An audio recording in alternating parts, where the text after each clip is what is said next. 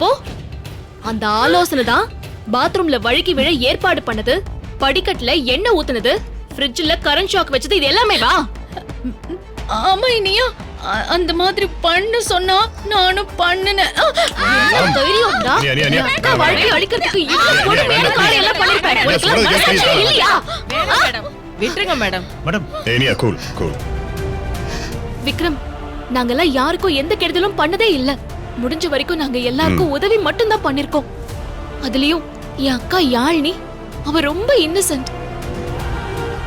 அவளை போய் அமுதா சித்தி வெளிய அனுப்ப நினைச்சதும், அதுக்கு அந்த மாயா ஆலோசனை சொன்னதும், இதெல்லாம் கேட்டாலே எனக்கு ரொம்ப கஷ்டமா இருக்கு விக்ரம்.